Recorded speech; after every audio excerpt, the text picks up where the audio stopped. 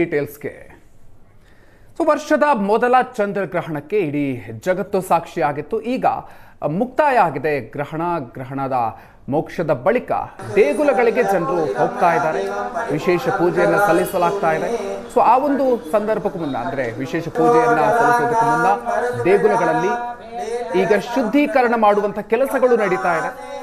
ಅದರ ಜೊತೆಗೆ ವಿಶೇಷ ಪೂಜೆಗಳನ್ನು ಕೂಡ ನೆರವೇರಿಸಲಾಗ್ತಾ ಇದೆ.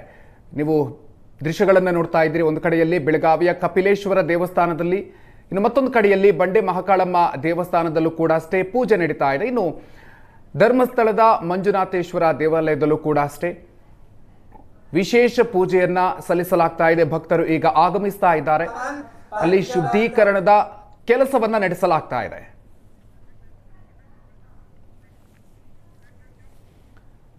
ಇನ್ನು ಬಂಡೆ ಮಹಾಕಾಳಮ್ಮ ದೇವಸ್ಥಾನದಿಂದ ನಮ್ಮ ಪ್ರತಿನಿಧಿ ನಂದೀಶ್ ಇದೀಗ ನಮ್ಮ ಜೊತೆಗೆ ನೇರ ಸಂಪರ್ಕದಲ್ಲಿದ್ದಾರೆ. ನಂದೀಶ್ ಇದೀಗ ಬಂಡೆ ಮಹಾಕಾಳಮ್ಮ ದೇವಾಲಯದಲ್ಲಿ ಶುದ್ಧೀಕರಣ ಪ್ರಕ್ರಿಯೆಗಳಿಗೆ ಸಂಬಂಧಪಟ್ಟಂತೆ ಯಾವ ರೀತಿಯಾಗಿ ನಡೀತಾ ಇದೆ, ಜೊತೆಗೆ ಪೂಜೆ ಪುನಸ್ಕಾರಗಳು ಆರಂಭ ಆಗಿದೆಯಾ, ಡೀಟೇಲ್ಸ್ ನೀಡ್ತಾ ಹೋಗೋದಾದ್ರೆ ನಂದೀಶ್.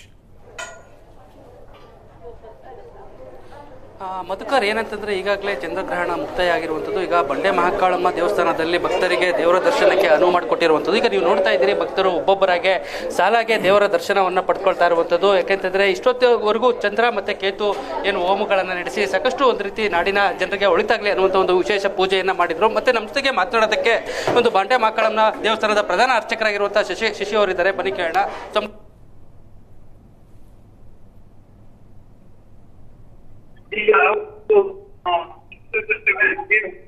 ಹಾಗಾಗಿ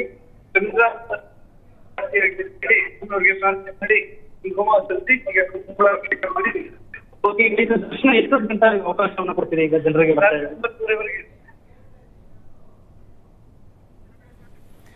ಸಂಪರ್ಕ ಸಾಧ್ಯ ಆಗ್ತಾ ಇಲ್ಲ. ನೀವು ದೃಶ್ಯಗಳನ್ನು ಗಮನಿಸ್ತಾ ಇದ್ದೀರಿ. ದೇಗುಲಗಳಲ್ಲಿ ಈಗ ಶುದ್ಧೀಕರಣದ ಪ್ರಕ್ರಿಯೆಗಳು ನಡೀತಾ ಇರೋದು, ಪೂಜೆ ಪುನಸ್ಕಾರಗಳು ಕೂಡ ಆರಂಭ ಆಗ್ತಾ ಇದೆ. ಚಂದ್ರಗ್ರಹಣದ ಮೋಕ್ಷದ ನಂತರ ಈಗ ದೇಗುಲಗಳಲ್ಲಿ ನಡೀತಾ ಇರುವಂತಹ ಪ್ರಕ್ರಿಯೆಗಳು, ಶುದ್ಧೀಕರಣದ ಪ್ರಕ್ರಿಯೆ ಜೊತೆಗೆ ವಿಶೇಷ ಪೂಜೆಗಳನ್ನು ನೆರವೇರಿಸಲಾಗ್ತಾ ಇದೆ. ಚಂದ್ರಗ್ರಹಣ ಅಂತ್ಯವಾದ ಬೆನ್ನಲ್ಲೇ ಈಗ ದೇವಾಲಯಗಳಿಗೆ ಭಕ್ತರು ತೆರಳಿ ವಿಶೇಷ ಪೂಜೆಗಳನ್ನ ಸಲ್ಲಿಸ್ತಾ ಇರೋದು ಆ ಸಂದರ್ಭದ ದೃಶ್ಯಗಳು. ಕಪಿಲೇಶ್ವರ ದೇವಾಲಯದ ದೃಶ್ಯವನ್ನ ನೋಡ್ತಾ ಇದ್ರಿ. ಅದರ ಜೊತೆಗೆ ಕಾಡು ಮಲ್ಲೇಶ್ವರ ದೇವಾಲಯದ ದೃಶ್ಯವನ್ನ ಕೂಡ ನೀವು ನೋಡ್ತಾ ಇದ್ದೀರಿ. ಇನ್ನು ಮತ್ತೊಂದು ಕಡೆಯಲ್ಲಿ ಧರ್ಮಸ್ಥಳದ ದೃಶ್ಯ. ಎಲ್ಲ ಕಡೆಯಲ್ಲೂ ಕೂಡ ಈಗ ಗ್ರಹಣದ ನಂತರ ಶುದ್ಧೀಕರಣದ ಕಾರ್ಯಗಳು, ಅದಕ್ಕೆ ಸಂಬಂಧಪಟ್ಟಂತಹ ಪ್ರಕ್ರಿಯೆಗಳು ಆರಂಭ ಆಗಿದೆ. ವಿಶೇಷ ಪೂಜೆಗಳಿಗೆ ಸಂಬಂಧಪಟ್ಟಂತೆ ಎಲ್ಲಾ ರೀತಿಯ ಸಿದ್ಧತೆಗಳನ್ನು ಕೂಡ ಮಾಡಿಕೊಳ್ಳಲಾಗ್ತಾ ಇದೆ. ಕೆಲವು ಕಡೆಗಳಲ್ಲಿ ವಿಶೇಷ ಪೂಜೆಗಳು ಈಗಾಗಲೇ ಆರಂಭ ಕೂಡ ಆಗಿದೆ.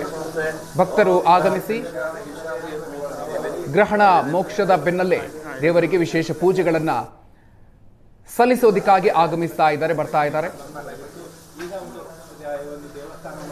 ಶುದ್ಧೀಕರಣಕ್ಕೆ ಸಂಬಂಧಪಟ್ಟಂತ ಪ್ರಕ್ರಿಯೆಗಳನ್ನು ನೀವು ನೋಡ್ತಾ ಇರೋದು. ಬೆಳಗಾವಿಯ ಕಪಿಲೇಶ್ವರ ದೇವಾಲಯದ ದೃಶ್ಯ. ದೇಗುಲದ ಬಾಗಿಲನ್ನ ಓಪನ್ ಮಾಡಲಾಗ್ತಾ ಇದೆ. ಗ್ರಹಣ ಆರಂಭಕ್ಕೂ ಮುನ್ನ ದೇವಾಲಯದ ಬಾಗಿಲುಗಳನ್ನ ಮುಚ್ಚಲಾಗಿರುತ್ತೆ. ಯಾವುದೇ ರೀತಿಯ ಪೂಜೆ ಪುನಸ್ಕಾರಗಳು ಕೂಡ ಅದಾದ ನಂತರ ನಡೆದಿರೋದಿಲ್ಲ.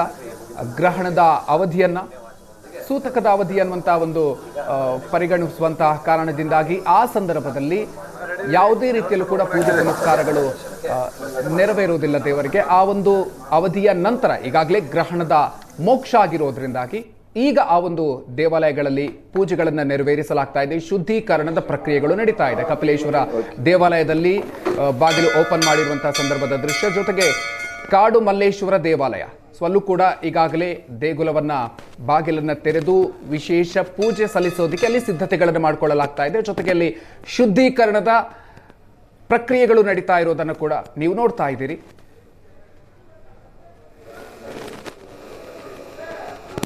ಇನ್ನು ಧರ್ಮಸ್ಥಳ ಮಂಜುನಾಥ ದೇವಾಲಯದಲ್ಲಿ ಭಕ್ತರು ಆಗಮಿಸಿ ಅಲ್ಲೂ ಪೂಜೆಯನ್ನ ನೆರವೇರಿಸಲಾಗ್ತಾ ಇದೆ.